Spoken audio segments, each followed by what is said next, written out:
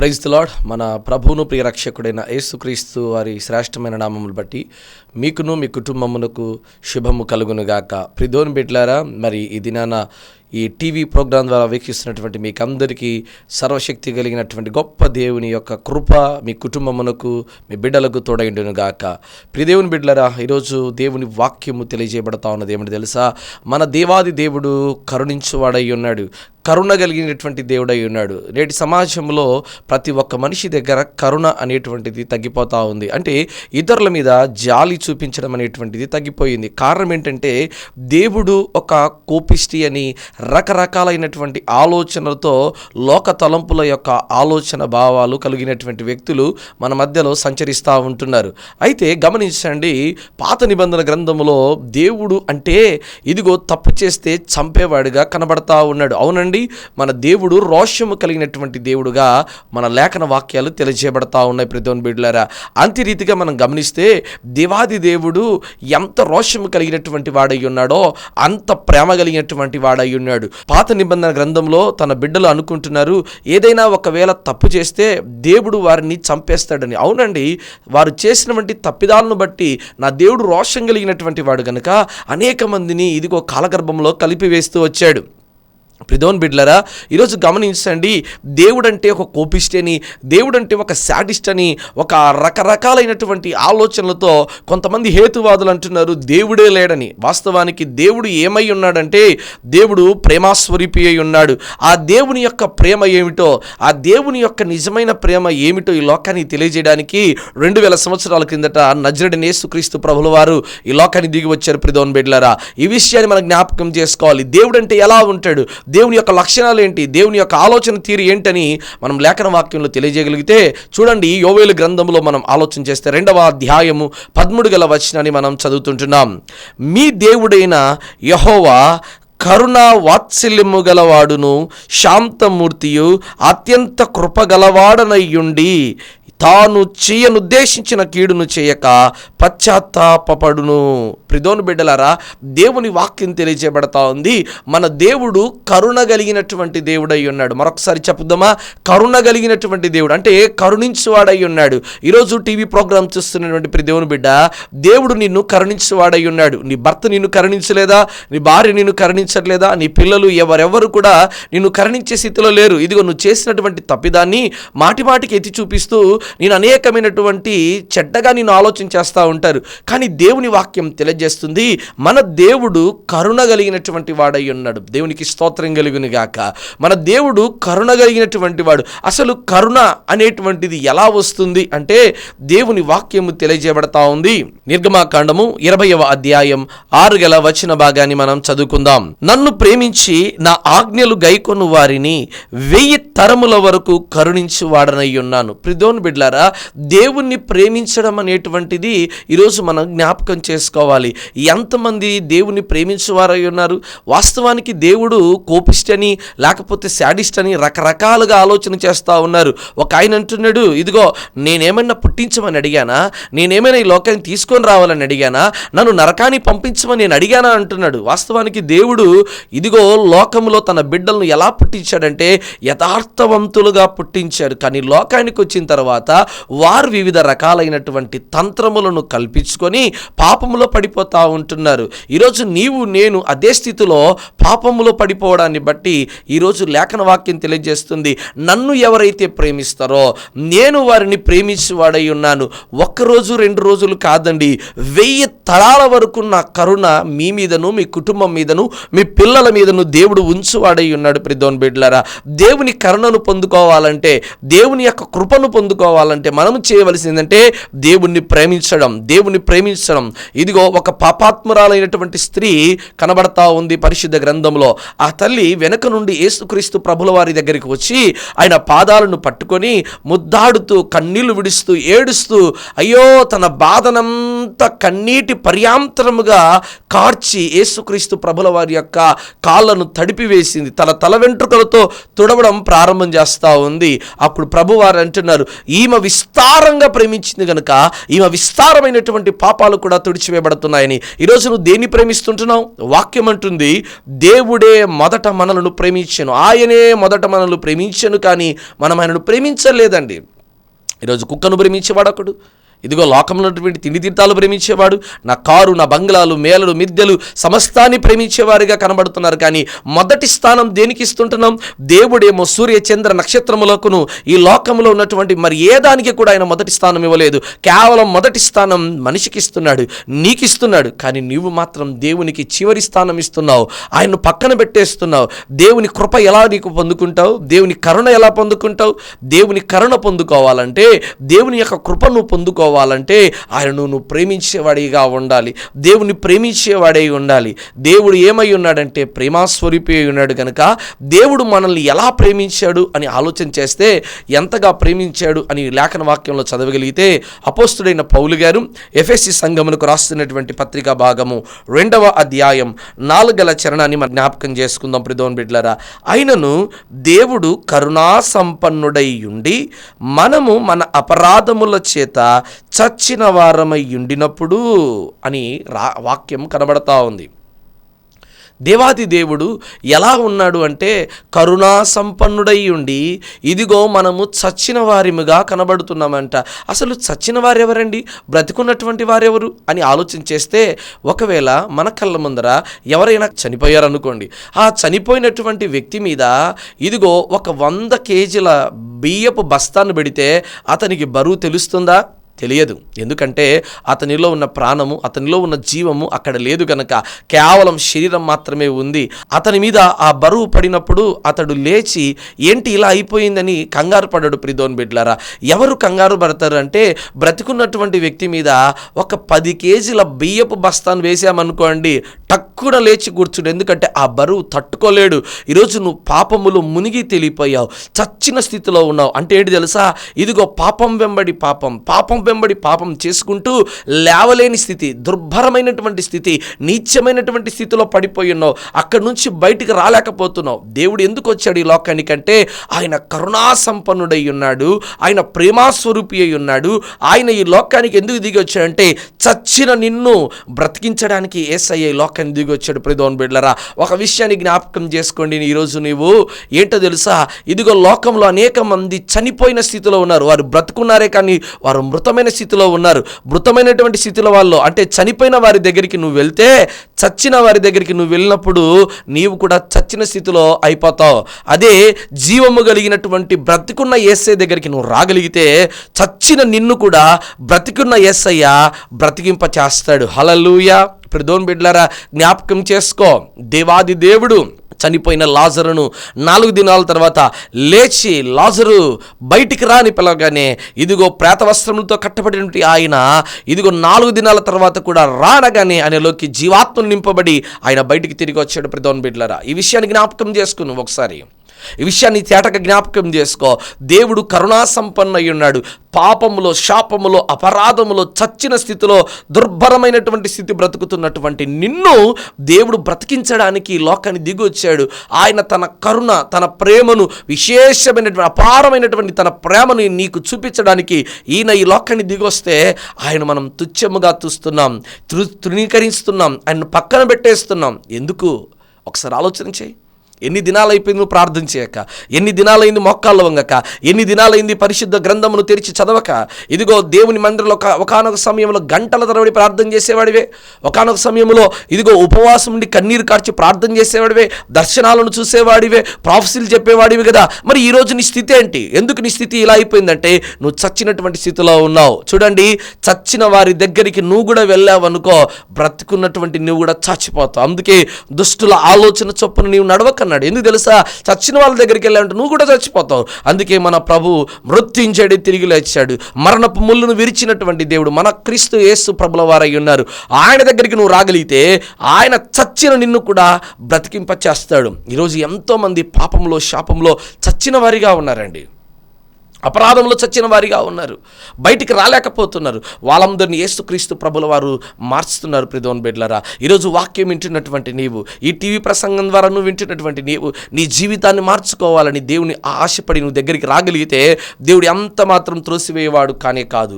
వాక్య భాగం అంటుంది, యెషయా గ్రంథం 49వ అధ్యాయం 15 వచనంలో గమనిస్తే, స్త్రీ తన గర్భమున పుట్టినటువంటి బిడ్డలను కరుణింపకుండా ఉండునా, వారైనా మర్చిపోతారు కానీ నిన్ను కని పెంచి పెద్ద చేసినటువంటి నీ ప్రభు మాత్రం నిన్ను విడిచిపెట్టడండి. దావీదు భక్తుడు అంటున్నాడు, అయ్యా నేను పిండమునై ఉండగా నీవు నన్ను చూచితివయ్యా, నేను ఎక్కడికి వెళ్తాను ప్రభువా, నేను కూర్చున్నుట, నేను లేచుట సమస్తం నువ్వు ఎరిగినటువంటి దేవుడవు కదా ప్రభువా, నేను ఎక్కడికి పారిపోదనయ్యా, నేను ఎక్కడికి వెళ్ళుదును ప్రభువా, నిన్ను విడిచిపెట్టి నేను ఎక్కడికైనా వెళ్తానా ప్రభువా అని ఎంతో వేదనగా చెప్పుకుంటున్నాను. ప్రియమైన బిడ్డ, ఎక్కడికి వెళ్తావు ప్రభుని విడిచిపెట్టి?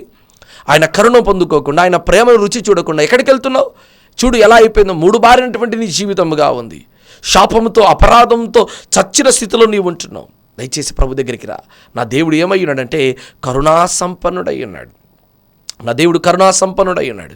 ఆయన మీద కరుణ చూపించాలని ఆశపడుతున్నాడు.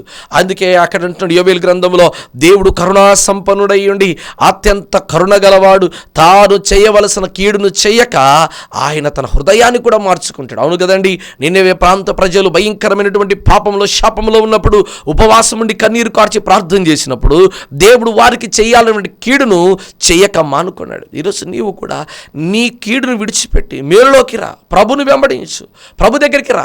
దేవుడు గొప్ప కార్యాలు చేస్తాడు. ఆధ్యాత్మికంగా, మానసికంగా, శారీరకంగా అన్ని విషయంలో కృంగిపోయి ఉన్నావేమో, బలహీనమైనటువంటి స్థితిలో ఉన్నావేమో, అయ్యా నేను శక్తిహీనుడను అని వేదన పడుతున్నావా? ప్రభు చెప్తున్న మాట ఏంటంటే, శక్తిహీనులకు కూడా దేవుడు బలాభివృద్ధిని కలగజేసేవాడై ఉన్నాడు. Praise the lord. దేవునికి స్తోత్రం కలుగును గాక. దేవుని బిడ్డలారా, జ్ఞాపకం చేసుకో, నా దేవుడు కరుణ కలిగిన వాడై ఉన్నాడు. అలాంటి కరుణ కలిగినటువంటి దేవుణ్ణే ఒకానొక వ్యక్తి నిలబెట్టాడండి. వెళ్తున్నటువంటి ఆ ప్రభును, సూర్య చంద్ర నక్షత్రములు సమస్త సృష్టిని తయారు చేసినటువంటి దేవాది దేవుని ఒకే ఒక్క కేక నిలబెట్టిందండి. ఆయన ఎవరో చూద్దాం. దేవుని లేఖన వాక్య భాగంలో అండి, లూకా శుభవార్త 18వ అధ్యాయంలో 38 వచనాన్ని మనం చదివిస్తే, అక్కడ ఒక ఆయన కనబడుతున్నాడు. ఆయన భర్తిమయి గుడ్డివాడిగా ఉంటున్నాడు. ఆ గుడ్డివాడు, ఇదిగో ఇక్కడ వెళ్తున్నటువంటి వారు ఎవరు ఇంత శబ్దం వస్తుంది ఏంటి, ఇక్కడ ఎవరు వెళ్తున్నారు అనగానే, ఆ త్రోవ పక్కన కూర్చొని భిక్షాటన చేసేటువంటి ఆయన, ఇదిగో ఎవరి మీద ఆధారపడుకోకుండా, ఇదిగో పాపములో శాపములో పడిపోయినటువంటి ఆయన అక్కడ కూర్చొని ఉన్నాడు. అడుగుతున్నాడు, ఏంటి, ఎవరు వెళ్తున్నారు ఇక్కడ అని అడగానే, అక్కడ ఉన్నటువంటి వారు చెప్తున్నారు, ఈ మార్గము గుండా నజరేయుడైన యేసుక్రీస్తు ప్రభుల వారు వెళ్తున్నారు. ఎప్పుడైతే నజరేయుడైన యేసుక్రీస్తు ప్రభు వారు వెళ్తున్నారని ఆ మాట విన్నాడో, 38వ మాటలో, అప్పుడు వాడు, యేసు దావీదు కుమారుడా నన్ను కరుణించుమని కేకలు వేయగా ఊరుకుండుమని ముందర నడుచుచుండిన వారు వానిని గద్దించిరి గాని వాడు మరీ ఎక్కువగా, దావీదు కుమారుడా నన్ను కరుణించమని కేకలు వేసిన. ప్రియమైన బిడ్డలారా, గమనించండి, అక్కడ లేఖన వాక్యంలో తెలియజేయబడతా ఉంది, దావీదు కుమారుడా నన్ను కరుణించయ్యా, నన్ను కరుణించు ప్రభువా అని చెప్పి ఆయన వేడుకుంటున్నారు. ఎవరు వెళ్తున్నారంటే నజరేయుడైన యేసుక్రీస్తు ప్రభు వారు వెళ్తున్నారనే మాట వినగానే అతడు ఎంతగానో కేకలు వేశారు. తన శిష్యులు, అక్కడ ఉన్నటువంటి వారందరూ అంటున్నారు, రే ఊరుకుండు, ఎందుకు ఇలా కేకలు వేస్తున్నావు అంటే ఆయన వదిలిపెట్టలేదండి, మరీ ఎక్కువగా కేకలు వేశాడంట. ఈరోజు నువ్వు ఇంత దిగజారిపోయావు, ఇంత శాపంలో ఉన్నావు, భయంకరమైనటువంటి భయభ్రాంతులతో, భీతితో, ఆందోళనతో చచ్చిన స్థితిలో ఉన్నావు. అయినా కూడా నీ స్వరం తెరిచి ఒక్కసారి కూడా ప్రభువా అని పిలవలేకపోతున్నావే. ఎందుకు ఇంత దుర్భరంగా బ్రతుకుతున్నావు? ఇప్పుడైనా ప్రభు దగ్గరికి రాలేకపోవా? నువ్వు అనుకోవచ్చు, నా దేవుని దగ్గరికి వస్తే నా దేవుడు నన్ను క్షమిస్తాడా అని. నువ్వు అనుకోవచ్చు, లోకంలో నీ బంధువులు కానీ, నీ భర్త కానీ, నీ పిల్లలు కానీ, ఇదిగో నీ చుట్టాలు కానీ, నీ ఆత్మీయులు కానీ ఏ ఒక్కరూ నిన్ను క్షమించరు. కానీ ఉన్న పాటుగా ఈ టీవీ ప్రోగ్రాం చూస్తున్న నీవు ఉన్న పాటుగా నిలబడిన స్థలంలో మొక్కాళ్ళొంగి, ప్రభువా నా స్థితిని మార్చు నాయనా అని అడగలిగితే ఆయన కరుణ చూపించువాడై ఉన్నాడు. ఆయన కరుణ చూపించువాడై ఉన్నాడు. ప్రియమైన బిడ్డలారా, దావీదు కుమారుడా అని కేకలు వేసినప్పుడు ఆయన వెళ్తున్నటువంటి ఆయన అడుగులు నిలబడ్డాయి. అతని కేక ఒక్క యేసుక్రీస్తు ప్రభువారి యొక్క పాదములను నిలబెట్టింది. దేవునికి స్తోత్రం కలుగును గాక. చూడండి 42 గల మాట కనుక మనం చదివితే, యేసు చూపు పొందుము, నీ విశ్వాసము నిన్ను స్వస్థపరిచినని వానితో చెప్పాను. చూడండి ప్రియదేవుని బిడ్డలారా, అతనికి కళ్ళు లేనటువంటి స్థితిలో ఆయన ఉన్నాడు. నీకు చూపు కలుగునుగా కనగానే ఆ బిడ్డకు చూపు వచ్చింది. దేవుడు ఎంత కరుణ కలిగిన వాడండి. ఎంతోమంది ఆ యేసయ్య దగ్గరికి వచ్చినప్పుడు ప్రతి ఒక్కరి మీద ఆయన చేతులుంచి స్వస్థపరిచి ప్రతి ఒక్కరిని ఆయన పంపించాడంట. ఈరోజు నువ్వు కూడా దేవుని దగ్గరికి రా, ప్రభు దగ్గరికి రా, ప్రభు సన్నిధిలో మొక్కల్లోంగు. ఎంత కాలం అయిపోయింది నువ్వు ప్రభు దగ్గరికి రాక తెలుసా? ఇదిగో రాతి హృదయంలాగా మార్చబడ్డావు. ఏదో నీ జీవితంలో ఒక్కసారి కీడు సంభవించిందని, ఏదో నీ జీవితంలో ఒక్కసారి ఓటమి పాలైపోయావని, ఇదిగో నువ్వు కోరుకున్నది జరగలేదని చెప్పి ప్రభుని విడిచిపెట్టావు. ప్రభు అంటున్నాడు ఏమని తెలుసా? నాకు వేరుగా ఉండి మీరు ఎప్పటికీ ఫలించలేరు తల్లి. నువ్వు వేరుగా ఉండి ఫలించలేవు. దయచేసి ఇప్పుడే ప్రభు దగ్గరికి రాగలుగుతావా? ప్రభు సన్నిధిలో ఉండగలుగుతావా? ప్రభు యొక్క పాదాల దగ్గర నువ్వు చేర్చబడతావా? అప్పుడే దేవుడు నిన్ను దీవిస్తాడు. అప్పుడే దేవుడు నిన్ను ప్రేమించేవాడై ఉన్నాడు. ప్రియదేవుని బిడ్డలారా, ఈ టీవీ ప్రోగ్రాం ద్వారా దేవుడు నీకు జీవితంలో గొప్ప మేలుడు చేయబోతున్నాడు. ఆధ్యాత్మికంగా మానసికంగా కృంగిపోయినటువంటి నీ జీవితాన్ని నా దేవుడు లేవనెత్తబోతున్నాడు, విడిపిస్తున్నాడు నా ప్రభువు. ఇదిగో అంతవరకు భయంకరమైనటువంటి స్థితిలో ఉన్నటువంటి ఆయన, ఇదిగో అడుక్కునే స్థితిలో ఉన్నటువంటి ఆయనకు కళ్ళు తెరచినప్పుడు దేవుడు మేలు చేసిన తర్వాత ఏం చేశాడో తెలుసా? ఈ 43 గల మాటను చదువుదాం. వెంటనే వాడు చూపు పొంది దేవుణ్ణి మహిమపరచుచు ఆయనను వెంబడించాను. ఇది చాలా ప్రాముఖ్యమైనటువంటి మాట. అతడు చూపు పొందిన తర్వాత అతడు ప్రభుని వెంబడించడం అనేటువంటిది చాలా గొప్పతనం.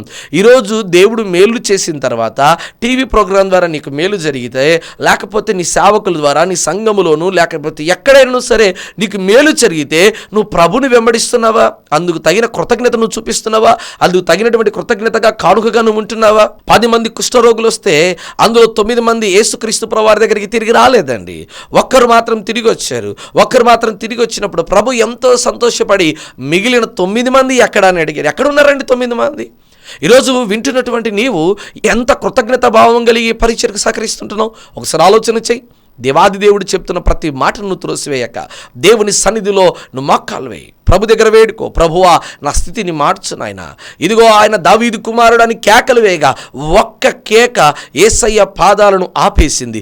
ఒక్క కేక వాని తలరాతను మార్చింది. ఒక్క కేక వాని స్థితిగతులు మార్చింది. ఈరోజు నీవు కూడా ఒక్క కేకను వేయగలిగితే నీ స్థితి మార్చబడుతుంది, నీ పరిస్థితి మార్చబడుతుంది, నీ తలరాత మార్చబడుతుంది. విను, జాగ్రత్తగా ఆలోచన చే దేవుని వాక్యాన్ని. మరొక తల్లి కూడా చూద్దాం. మత్తయి శుభవార్తలో 17వ అధ్యాయం 14వ చరణాన్ని చదువుదాం. వారు జనసమూహం వద్దకు వచ్చినప్పుడు ఒకడు ఆయన ఎద్దకు వచ్చి ఆయన ఎదుట మోకాళ్ళొంగి, ప్రభువా నా కుమారుణ్ణి కనికరింపుము, వాడు చాంద్ర రోగి అయి మిక్కిలి బాధపడుచున్నాడు. ఎలాగనగా అగ్నిలోను నీళ్లల్లోనూ తరచుగా పడుచున్నాడు.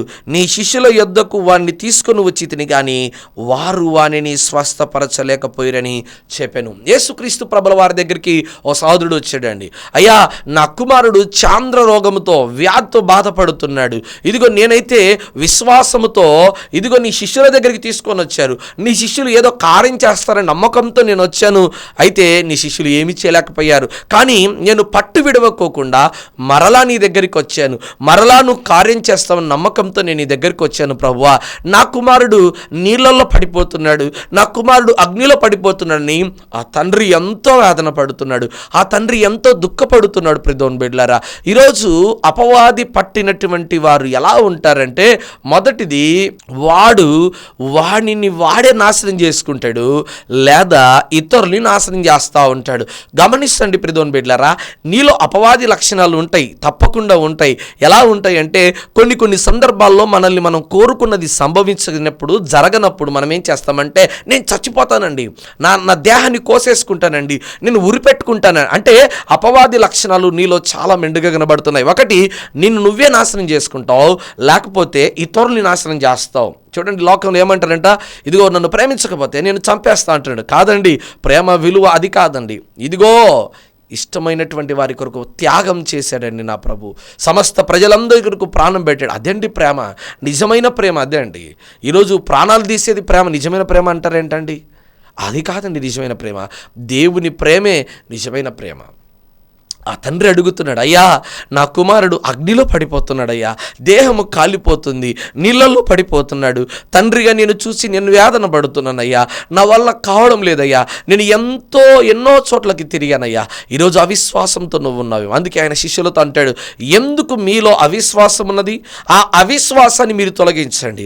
ఇదిగో నమ్ముట నీ వల్ల అయితే నమ్మువానికి సమస్తమును సాధ్యమే. ఈ టీవీ ప్రోగ్రాం ద్వారా చూస్తున్నట్టు నీవు నీ జీవితంలో దేవుడు తప్పకుండా గొప్ప కార్యం చేస్తాడు. నమ్ము, దేవుడు తప్పక నీ జీవితంలో గొప్ప కార్యాలు చేయునుగాక, దేవుడు నిన్ను దీవించునుగాక, దేవుడు నిన్ను విడిపించునుగాక. ఇదిగో అంధకార శక్తులతో పట్టబడిన ప్రతి దురాత్మ శక్తులు లయమైపోగునుగాక. ప్రియదేవుని బిడ్డలారా, దేవుడు తప్పకుండా కార్యం చేస్తాడు. అయ్యా నా కుమారుని కాపాడు నాయనా ప్రభువా అంటే ఆ ప్రభు అతని మీద కరుణ చూపించాడు. ఎంత కరుణ చూపించాడో లేఖన వాక్యం చదువుదాం ప్రియదేవుని బిడ్డలారా. 18వ మాట, అంతటా యేసు ఆ దయ్యమును గద్దింపగా అది వాణ్ణి వదిలిపోయెను. ఆ గడియ నుండి ఆ చిన్నవాడు స్వస్థత నొందెను. ప్రియదేవుని బిడ్డలారా, ఎప్పుడైతే యేసయ్య గద్దించాడో వెంటనే అతనిలో ఉన్నటువంటి దురాత్మ శక్తులు చేయబడ్డాయి. పారిపోగానే వెంటనే యేసుక్రీస్తు ప్రభు వారికి గొప్ప పేరు, మహిమ. ఈరోజు నీలో ఉన్నటువంటి అపవాది క్రియలు తొలగిపోవాలా, నీలో ఉన్నటువంటి దురాత్మ క్రియలు తొలగిపోవాలా, నువ్వు ప్రభు దగ్గరికి రావాలా, ప్రభు సన్నిధిలో మోకాళ్ళు లొంగాల. ఎంత కృపగలిగిన దేవుడండి. పరిశుద్ధ గ్రంథంలో ఆయన దగ్గరికి వచ్చిన వారందరినీ ఆయన స్వస్థపరిచి ఆశీర్వదించి పంపించాడంట. దేవునికి స్తోత్రం కలుగును గాక. ప్రియదేవుని బిడ్డలారా, ఆయన దగ్గరికి వచ్చిన వారందరినీ స్వస్థపరిచాడండి. నా దేవుడు ఎంత కరుణ కలిగిన వాడంటే, చిన్న మాట చెప్తాను, ఎంత కరుణ కలిగిన వాడంటే, యేసుక్రీస్తు ప్రభువారు గెస్తమైనటువంటి తోటలో చివరిగా ప్రార్థన చేస్తున్నప్పుడు సైనికులు కత్తులతోను గుదియలతోని వస్తారు. ఆ కత్తులతో గుదియలతో వచ్చినప్పుడు ఒక సైనికుడు యేసుక్రీస్తు ప్రభువారిని పట్టుకోవడానికి ముందుకు వచ్చినప్పుడు పేతురు కత్తి తీసుకొని ఒక సైనికుడి యొక్క చెవును తెగనరుకుతాడు. అతని పేరు మల్కు. అయితే ప్రభు అంటున్నారు, పేతురు ఇదిగో నీ కత్తి తీసి నీ వరలో పెట్టుకో, కత్తి పట్టుకున్నవాడు కత్తి చేతనే చంపబడతాడు, దయచేసి ఆ కత్తిని విడిచిపెట్టని చెప్పి యేసయ్య తన్ను చంపడానికి వచ్చినటువంటి వారిని పట్టుకోవడానికి, బాధ పెట్టడానికి, మరణానికి తీసుకోవడానికి వచ్చినటువంటి వారిని అందరి మీద కూడా నా దేవుడు కరుణ చూపించాడు. అంత గొప్ప దేవుడు అండి. అందుకే మన దేవుడు కరుణా సంపన్నుడై ఉన్నాడు. ఆ కరుణా సంపన్నుడైనటువంటి వాని యొక్క కరుణ నువ్వు పొందుకోవాలంటే నువ్వు చేయవలసిన పని ఒకటే, ఏంటి తెలుసా? మరి లూకా శుభవార్త 1వ అధ్యాయం 50 గల మాటలు ఏమని తెలుసా? ఆయన యందు ఎవరైతే భయభక్తులు కలిగి ఉంటారో ఆయన కనికరము తరతరములు ఉండును అనే మాట కనబడతా ఉంది. నిర్గమాకాండం 20వ అధ్యాయం 6వ మాటలు కనబడతా ఉంది. ఇదిగో ఎవరైతే ఆయనకు లోబడి భయభక్తులు కలిగి ఉంటారో వారందరి మీద 1000 తరాల వరకు దేవుడు కరుణ చూపించేవాడై ఉన్నాడంట. ప్రియదేవుని బిడ్డలారా, ఈరోజు అలాంటి కరుణను పొందుకోవాలి, అలాంటి దీవెన పొందుకోవాలి. నీకు ఆలస్యం చేయి మాకు. అందుకే పౌలు భక్తుడు అంటున్నాడు, అయ్యా ఇదిగో మనము మన అపరాధముల చేత చచ్చిన స్థితిలో ఉన్నాం. చనిపోయినటువంటి వారందరినీ లేవనెత్తడానికి యేసయ్య లోకాన్ని దిగొచ్చాడు. 2000 సంవత్సరాల కిందట యేసుక్రీస్తు ప్రభువారు ఎందుకు ఈ లోకాన్ని దిగొచ్చారంటే కారణం ఒకటే, నశించిపోయిన దాన్ని వెతికి రక్షించడానికి. ఇదిగో చనిపోయినటువంటి స్థితిలో ఉన్నటువంటి నిన్ను నన్ను రక్షించి ఇదిగో క్రీస్తు అనే బండ మీద నిలబెట్టడానికి యేసుక్రీస్తు ప్రభువారు లోకాన్ని దిగొచ్చారు. ప్రియదేవుని బిడ్డలారా, ఈరోజు ఈ వర్తమానం వింటున్నావా? ఇంకా నీ హృదయం మార్చబడలేకపోతుందా? నా దేవుడు నన్ను కరుణిస్తాడా? నేను ఒక దొంగనండి, నేను వ్యభిచారనండి, నేను పాపంలో మునిగి తేలుతానండి, నాలాంటి వాడిని కూడా ప్రభు క్షమిస్తాడంటే ప్రభు అంటున్నాడు, యేసు రక్తము ప్రతి పాపం నీ చేతులతో, నీ కళ్ళతో, నీ మాటతో, నీ చూపులతో, నీ నడవడికలో, నీ పాదాలతో ఎక్కడెక్కడ ఎలాంటి స్థితులలో పాపం చేసేవో సమస్త పాపం నుండి ఆయన నిన్ను కడిగి పవిత్రపరచువాడైనాడు. ప్రియదేవుని బిడ్డలారా, రాగలుగుతావా ప్రభు దగ్గరికి? ప్రభు దగ్గర ఉండగలుగుతావా? దేవుడు నీ జీవితంలో గొప్ప కార్యం చేయడానికి ఆశపడుతున్నాడు. దేవుడు నీ జీవితంలో మేలులు చేయడానికి ఆశపడుతున్నాడు. ఇంకా నువ్వు తడువు చేయి మాకు, ఇంకా నువ్వు ఆలస్యం చేయి మాకు, ఆయన దగ్గరికి రా. అందుకే ప్రభు అంటున్నాడు, ప్రయాసపడి భారం మోసుకుంటున్న సమస్త జనులారా నా దగ్గరికి రండి. ఎందుకు మీరు ఆలస్యం చేస్తున్నారు? నేను మీకు విశ్రాంతిని కలగజేస్తాను, నేను మీకు నెమ్మది కలగజేస్తాను. ఎంతకాలం అని నెమ్మది లేకుండా పోతున్నాం? డబ్బుతో నెమ్మది రాదు, తిండితో నెమ్మది రాదు, వేసుకున్న బట్టలతో నెమ్మది రాదు. ఒక ఆయన అనుకున్నాడంట, నేను వేసుకున్నటువంటి బట్టలు బట్టి నాకు నెమ్మది వస్తుందని. అయితే మంచి బట్టలు కొని వేసుకున్నాడంట. ఉదయం మొదలుకొని సాయంకాలం వరకు ఆ మంచి బట్టలు ధరించి చాలా సంతోషపడ్డాడు. అయితే క్రమక్రమంగా సాయంకాలంకి తన వస్త్రాలు మురికి వాసనతో, దుర్వాసనతో తన దేహం మీద, తనకున్నటువంటి బట్టల మీద అతనికి విరక్తి వచ్చేసింది. అయితే మరొక వ్యక్తి అనుకున్నాడంట, ఇదిగో నేను తినే తిండిని బట్టి నాకు మనశ్శాంతి, నెమ్మది దొరుకుతుందని. అయితే ఆయన ఉదయం మొదలుకొని రాత్రి వరకు చక్కటి రుచికరమైనటువంటి కాస్ట్లీయస్ భోజనం చేస్తూ వచ్చాడు.